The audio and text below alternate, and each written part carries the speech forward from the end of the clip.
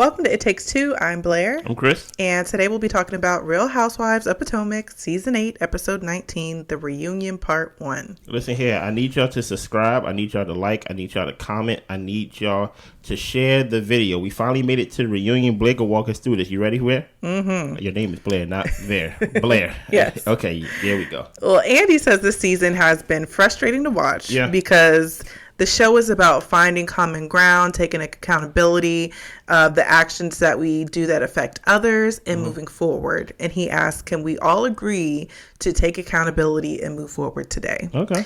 Everyone pretty much agrees. Karen has to pretty much nudge Gizelle and Robyn, and they say, sure, or I'm looking forward to the ownership. Mm-hmm. Karen believes that the women can pull through. Mm-hmm. So we start with a sex talk because everybody seems to be on the same page and can get along when they're talking about sex. Mm-hmm. And we're talking about who's swallowing, who's not. And apparently Mia's doing it to the DJ or the radio personality person. Yeah, taking on Robyn's skills, I guess. Right. Mm-hmm. So Andy asked Karen why she had to pause when the question was asked of her, how many people or how many partners have you been with? Mm-hmm. And Karen said that she counts her wet dreams, so that's what made her pause. Robyn says you can't keep track of the number of people you slept with, and Karen says she will never be Juan. Oh. And to be exact, she says, so you can't keep in track of the number of people you slept with. She said, no, that's Juan. Mm-hmm. I was like, listen here, Karen don't like Robyn, okay? And it just is what it is. Mm-hmm. It just is what it is. And I think Robyn accepted it. Yeah. And that's why every now and then Robyn may nudge at it a little bit. But just know that whatever shot you throw at Karen, Karen's going to throw it at your marriage. And she's going to shut you down. And she's going to shut you down. Okay? Well, we see the package of Juan and Robyn's story from the season. Yeah. And also about Candice talking about her. Yeah. Robyn can't say that Juan didn't cheat for certain. She was asked by Andy because you just never know what people are doing. But based on what he shared, she believes him. Andy asked the group if they all believe Juan, and they all pretty much say, it doesn't matter. We don't believe him. But all that matters is what Robyn believes. She's the one that has to be with him. Yeah. Jazelle asked about him saying Bree is a beautiful woman and if it bothered her. And Robyn said no, because the point he was trying to make is that if she wasn't beautiful, then rumors wouldn't have been swirling around that he was doing something with her. That's true. But many times than not, like, you know, it's a double-edged sword. Like, hey, why are you with this woman? You get what I'm saying? Because many times tonight you won't find yourself with a non-traditionally, non-accepted by society beautiful woman. So like, it's the fact that Juan is trying to play the if she was ugly, y'all wouldn't have nothing to say. No, we're saying you always find yourself in these situations. Yeah. Right? That's what we're trying to say. And it's very interesting. And it's very interesting that, oh, it just so happens to be a beautiful woman. No, it just so happens you keep finding yourself in these situations. But yeah, go ahead. Well, Andy asked if she feels supported by Juan. And with him being not here tonight, it's not like he has a game or anything. Oh, okay, Andy. Okay. Wendy also pipes up and says, you know, you're going to be under fire today, and you would think he would be here to try to take some of that pressure off of you. Yeah. And Robyn says that it's fine. She does feel supported. He doesn't have to be here for her to be supported. So I have something to say about that. But any thoughts so far about everything you just read, Blair? Not really. What about you? I have thoughts right here. There's rumors. We know for sure Candice is not coming back. But we don't know for sure if Robyn's not coming back. It's just, those are rumors. Those haven't been confirmed by Bravo or anybody yet. Yeah. I say Robyn shouldn't come back. And I'm a fan of Robyn, right? But I say Robyn shouldn't come back because I'm like, Robyn, this was your season. Yeah. This was actually a season where the whole season, the whole basically thesis of this episode, season, whatever it is, can be about you.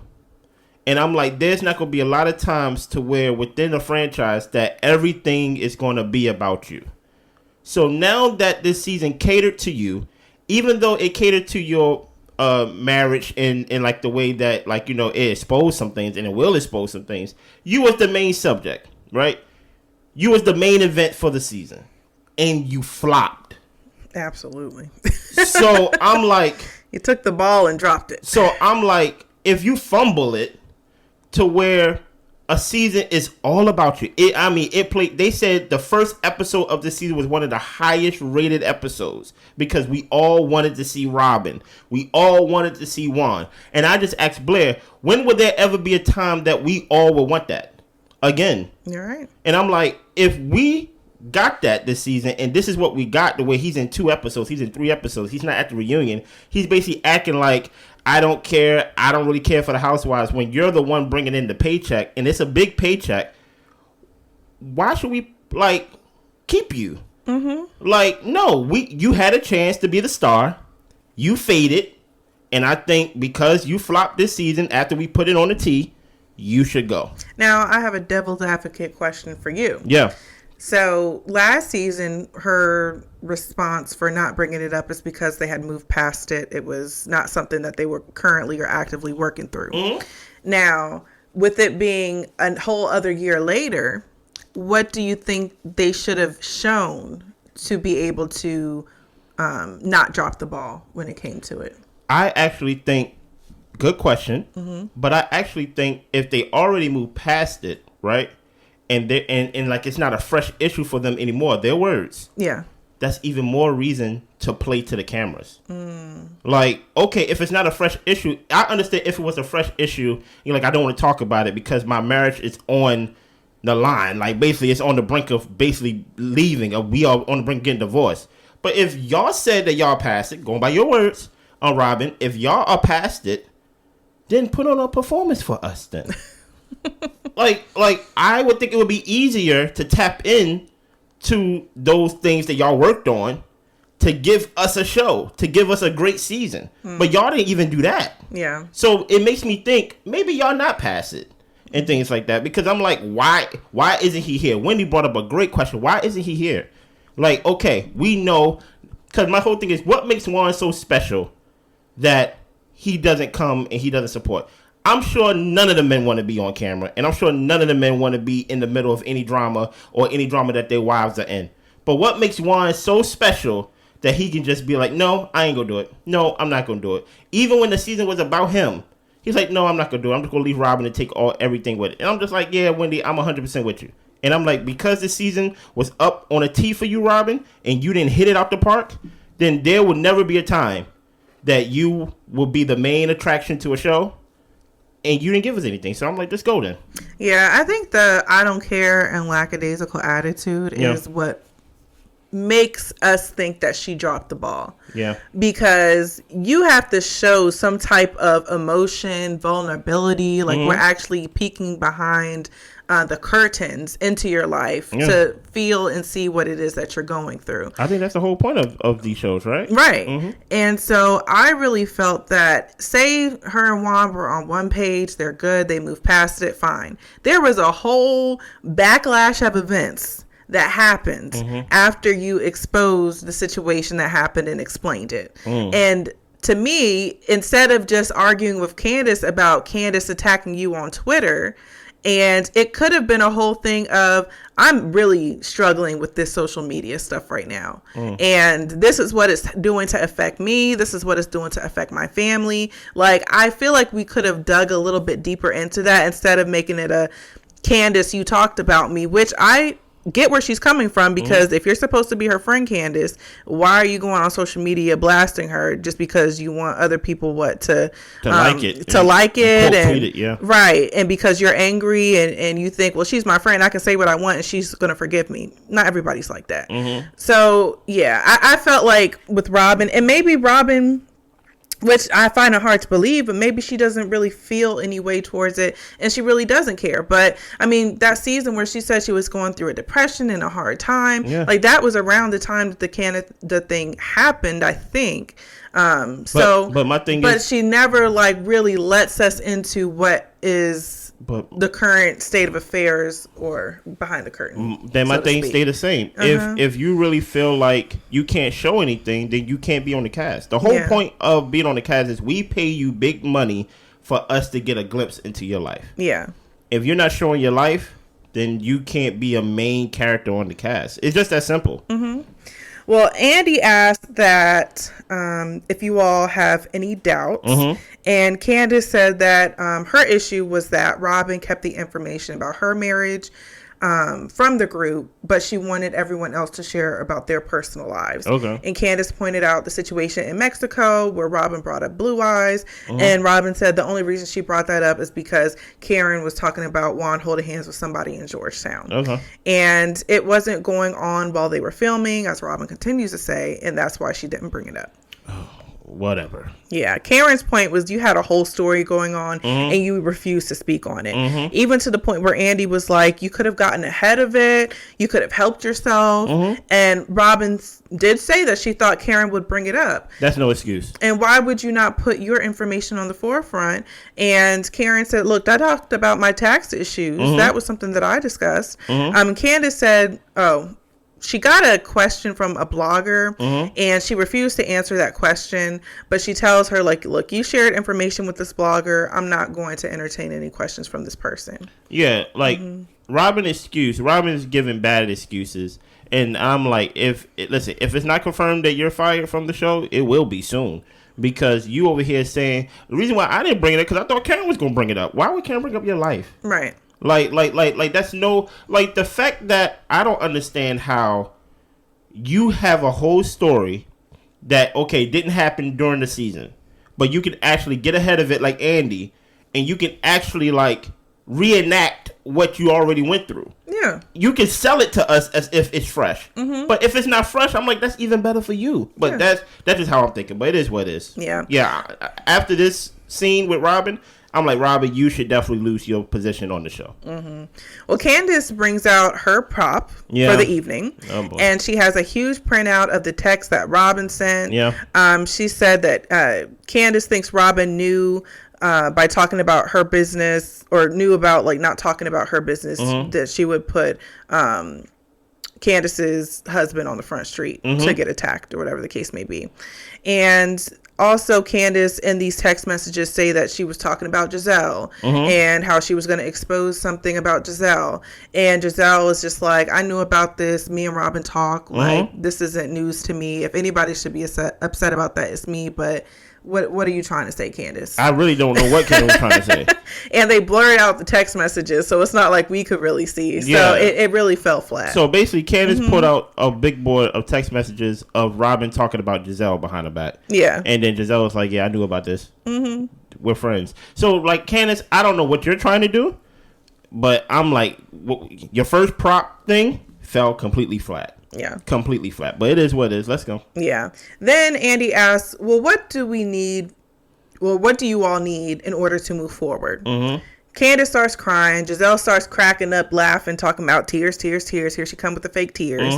What did you think about that? Did you think that was unnecessarily mean? No. Okay. Because in my eyes, Candice said a whole bunch of things about her last reunion. Yeah. She called it a B word. She talked about her uterus. She talked about all these things, crinkles, I think she called it, or like whatever it is. Yeah. She said a whole bunch of things, and Candice is crying. And only thing Jazelle is saying, tears, tears, tears, tears. Here come the tears. What do you want Jazelle to say? Jazelle don't like her. Yeah. So do you want her to be like quiet? Yeah. No, like, listen here. Many times than not, y'all get mad at Jazelle for being too quiet during these reunions and things like that. She don't like Candice. Mainly because Candice made it very clear that she don't like her. So I'm like, throughout this whole time, Candice talked about, basically call her a white lady and things like that. Even though she says, there is a colorist issue, but she keep calling Jazelle white. Whatever it is, right? My whole thing is, A, you're crying. If you go to cry, which none of us like her crying, by the way. We just didn't like the fact that Jazelle was like clapping her hands and being obnoxious with it. That's basically all it was. Yeah. But I'm like, I'm not gonna blame Jazelle for basically clapping and cheering when she don't like that woman, and they don't like each other. So it is what it is. Yeah. I mean, I didn't really feel a way about it because, like you said, she doesn't like her. Yeah. I mean, I would expect worse. Like her laughing is not the worst she could have said or done. So I mean, what do you expect when people don't like each other? Then I'm not gonna have compassion for you. Yeah. And then even then. Candice yelled back at her FUB, so I'm like, they don't like each other. So like, I don't know why y'all expect Jazelle to respect Candice crying. Like, she don't like her. Well, Candice needs acknowledgement. Chris and Candice were hurt, and Robyn doesn't want anything from Candice. She advises, if you think that I'm this negative person who was plotting and planning on you, then you shouldn't be my friend. Yeah. And Candice, she also says, like she said before, I'm just like, well, what else do you want, Candice? Robyn wasn't the one spreading the rumors. I don't know what Candice wants. I really don't. Like, I think she wants Robyn to take accountability for Gizelle, but she's not Gizelle. I think it's more like, I'm sorry for being friends with Gizelle. I think that's what Candice wants, because at the end of the day, Candice still believes wholeheartedly that this story with Chris came about to hide Robyn's problem in her marriage. They felt like she alluded to that. I mean, not alluded. What's the word? Colluded with that and things of that. That they had the secret plan, the secret society plan, that we're gonna get Chris. And we're going to put this on Chris to hide and protect Robyn. So I'm like, if you believe that, I can't talk you off of that. Yeah. So it's like, it's just best for you to just not to be friends with me. Because I said I didn't do it. But like, that even upsets her when Robyn says that. So I'm just like, I don't know. I don't know, Candice. Like, you talk all this trash about this lady and says she's all these different things. So why would you want to be friends with somebody like that? I don't know either. I don't get it. I guess she wants Robyn to apologize for colluding, but according to them, they ain't do it. So whatever. Robyn, she talks about her and Juan's relationship. They've been together for 28 years, and they want to be each other's family. They want to go through it all together, and she says that they're happy. Yeah, and the thing about it is, I think we are actually, because of this whole thing with Robyn and Candice and things like that, it really just gets. What is getting undersold is the fact that we did not get Juan this season. Yeah. Like, this season is not about Candice and Robyn's friendship and things like that. I don't even understand what Candice's storyline was outside of, like, her, like, revenge tour. Yeah. This was just a revenge tour for Candice. Because Candice didn't, truth be told, Candice didn't have a storyline this season. Not at all. Not till the end, where she was basically talking about how she wants a baby, but that was literally like the last episode, if not the second to last episode. So let's not just jump on Robyn about how she didn't give us Juan and things like that. No one in this season really gave their story and things of that nature. But let's go. So we move on to Karen's package. We see her turning triple 20 this year, working with Pave for their event. Candice and Gizelle have beef. Yeah. Okay. Gizelle got death threats on account of things that Candice said and some of her supporters. And Candice is upset about the lies about Chris. Yeah. Andy discusses the Pave event, and Karen is very proud of the women who decided to share their stories. Mia and Jacqueline are now closer friends. That's nice. Gizelle didn't confront Candice about the death threats because she was told that Candice would be talked to. So I feel like she must have talked to somebody in production, HR. Somebody said that they would have this discussion with Candice.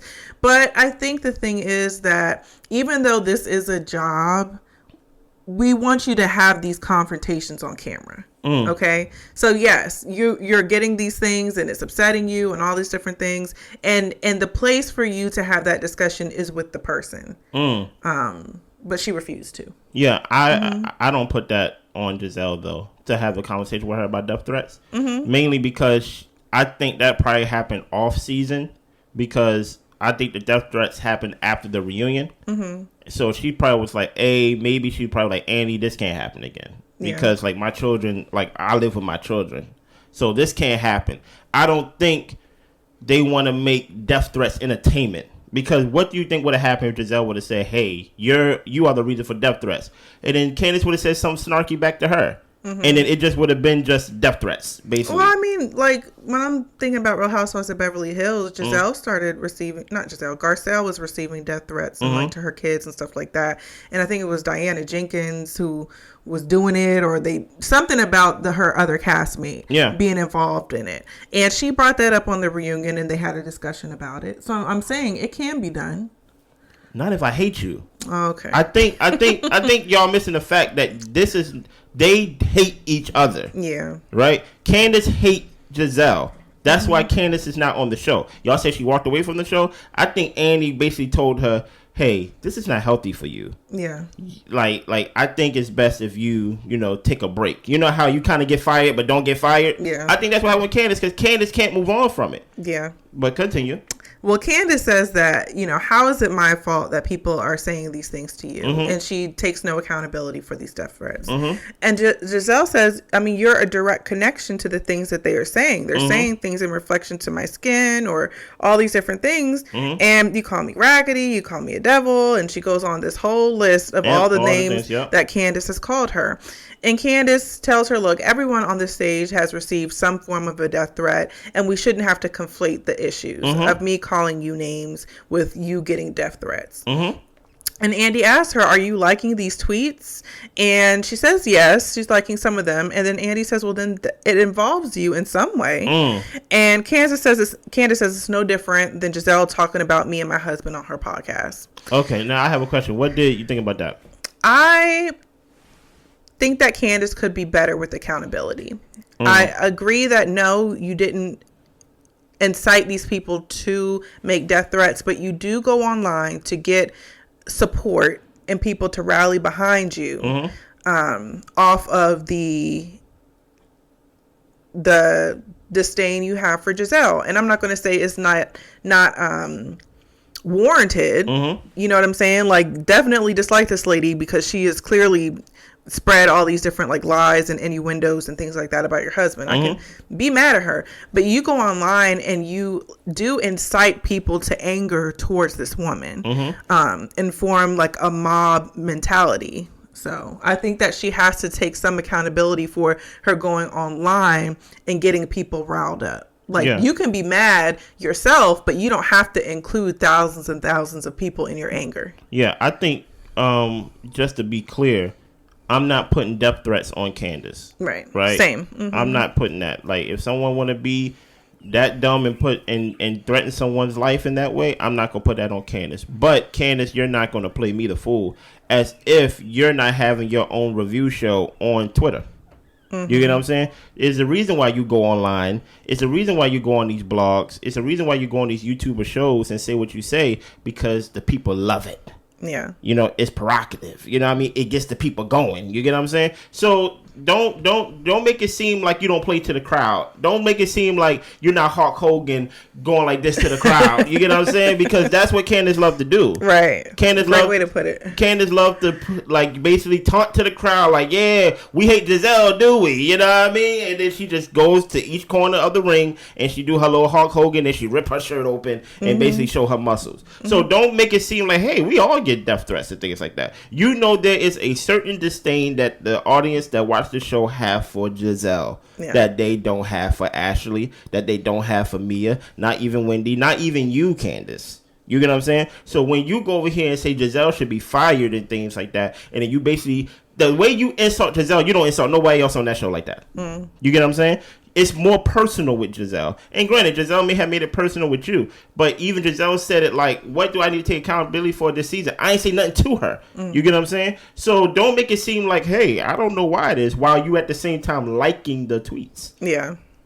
Dude, you get what I'm saying? Like you're liking it, so you're supporting it. Maybe somebody want to say something because maybe Candice was seeing it and she liked my tweet. Or maybe she quote tweet me. Yeah. So don't play me for a dummy, okay? Yeah. So then this conversation comes up about Chris's private parts being exposed in voice memos. And some lady put out there that she actually ended up retracting. And Candice really doesn't know what she's talking about. Yeah. The lady ended up admitting that she lied about it. Andy wants to see if he can get somewhere with Candice and Jazelle, though. Yeah. And Candice says that, you charged us with being honest and open. She has expressed in her actions that she isn't interested in moving forward with me, so I think we should just not beat a dead horse, is her stance. Who's this speaking? Candice. Andy wonders if they can both be accountable about at least one thing, and Candice says that she was informed. Candice says that last reunion, she didn't like the sneaky leak comment. Jazelle said that she did apologize for it, which she did. And she said that she hasn't talked to Candice since that has happened. So she really doesn't know what else she needs to apologize for. Yeah. And Candice says Jazelle accused him of SA by using wordplay. Yeah. And Karen says, if you both can see how it's left for people to draw conclusions, Nneka asks, can you say that he didn't try to essay you? And Jazelle says no, because she's not going to apologize for something that she never said. So Candice points out that Jazelle said he made me go into a room, and then they actually do end up showing that footage. Candice holds herself accountable for her response, and Jazelle clarifies that he didn't make me do anything. He did ask me to go into a room, and Candice begrudgingly accepts that. But at the end of the day, we saw the video where you said made though, Jazelle. Like we seen the flashbacks, and also we seen the flashbacks of Jazelle apologizing to Chris, and Chris said, "I accept." And then in that same reunion, they did not show it. We saw in that same reunion that Candice said, "Well, I don't accept." Yeah. So Candice, what what are you doing? Chris was the one that was the victim of all of this and things like that, the victim of the lies. So you took it and you made this your story. Truth be told, I'm gonna be real with you. I'm not a fan of what Jazelle did. I'm not a fan of the wordplay or leaving it to our interpretation to basically define what happened and things of that nature, because she put it in a way to where she can easily be like, I ain't say that, but she left it open for interpretation. I'm not a fan of that. But I'm not a bigger fan of how Candice brought this story from last season into this season. Yeah, that you're dragging it. You're really dragging it. Y'all had this conversation already. This was Juan's season, okay? This wasn't a season about you and Robyn's relationship. This wasn't a season about you wanting to yell at Jazelle or you want to get at Jazelle. And now we're basically having a reunion of last season, part 3. Yeah. You get what I'm saying? I'm not a fan of that, right? I will say, Candice, and this is just my opinion, that you actually brought more attention to this issue than Jazelle did.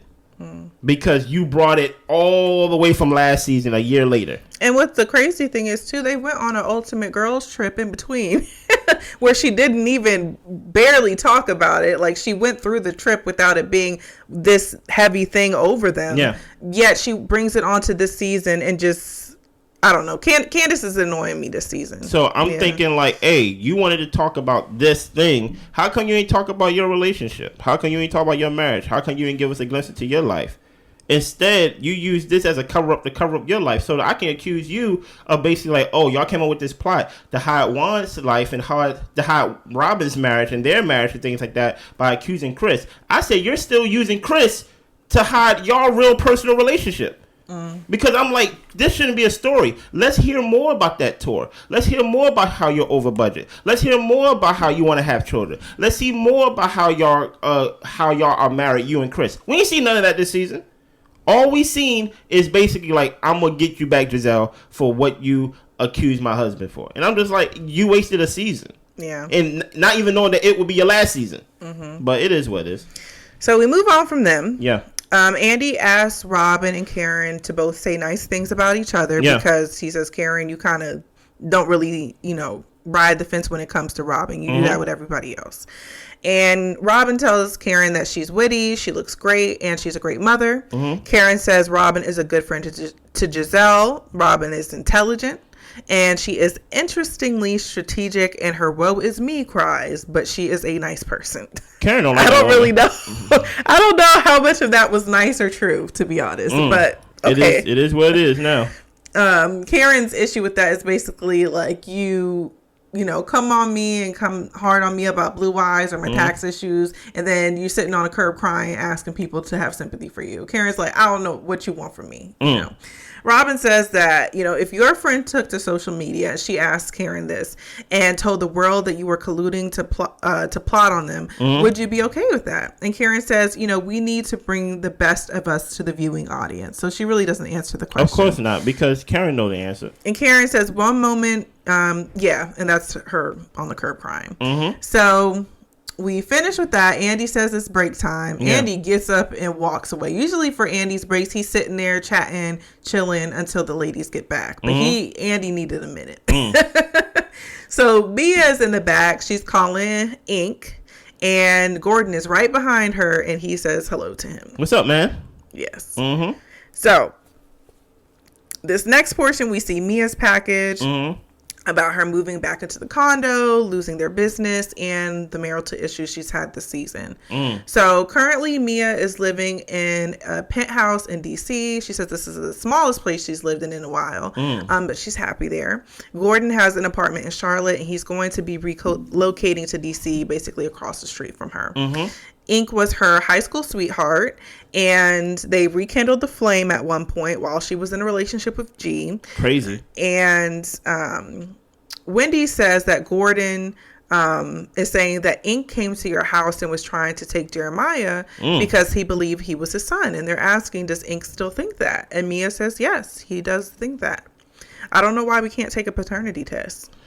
I don't understand why we just easily just went over kidnapping. Like literally, that's a kidnapping attempt. Yeah. Like, Mia, your life is such a mess that you have men kidnapping, at least so far, another man's child because he's like, I believe this is my child. Yeah. You can't have grown people treating children like property. You get what I'm saying? Because you want to rekindle a relationship you had with somebody back in high school while you're married. Yeah. You get what I'm saying? Mia, you're messy, but guess what? You earned that first seat. You get what I'm saying? What do you think about the reunion part 1 so far? I mean, overall, it was still dragging the same issues. I appreciated Andy trying to wrap up and tie up some of the discord within the group. But, I mean, these people are hard on their stances. And honestly, Candice is not, she's not happy with the ladies' responses. She's not happy Robyn doesn't want to be her friend. And she's still unhappy with Jazelle, even though Jazelle hasn't talked to her this year. She apologized for what she did say. And she clarified that Chris didn't make her do anything. And don't get me wrong, like, yes, Candice, still don't like the lady, don't trust the lady. But this anger and constant rehashing and ruminating, like, is exhausting to watch. And that's why you got fired. I know, like, people like to say she walked away, but I don't see how you can have this performance in front of your boss and think, like, you know what, I'm gonna walk away. Especially when it's a big check. Especially when in the season you just talk about how you're over budget and things like that because of what you did with your tour. So I'm like, I don't see people just forfeiting a check like this. Especially when you are not under fire for not showing your life. No one on this show is under fire of not showing their lives more than Robyn and Jazelle. Truth be told, we don't see Wendy and her husband. We don't even see Karen and her husband. We don't see Mia and things of that nature. We don't expect much from Ashley, especially with her whole situation with her divorce and things like that. The only 2 people who y'all require for people to show their life from the beginning to the end is Jazelle. Y'all always say she ain't got nothing going on, and Robyn because with the Juan situation. Other than that, everybody else can hide behind them. But I gotta challenge you on that. How because so? Giselle is down people's throats in marriages. Okay. So if Giselle requires this of people or hounding people about what is your husband doing and all this type of stuff, then Giselle, you need a real storyline. Like, we can't attack you for nothing because you don't show us nothing. And guess what? I'm not disagreeing with you. I agree with that. Yeah. But my whole thing is this season, what have you learned about Wendy? Wendy beefed with nneka before nneka even said hello.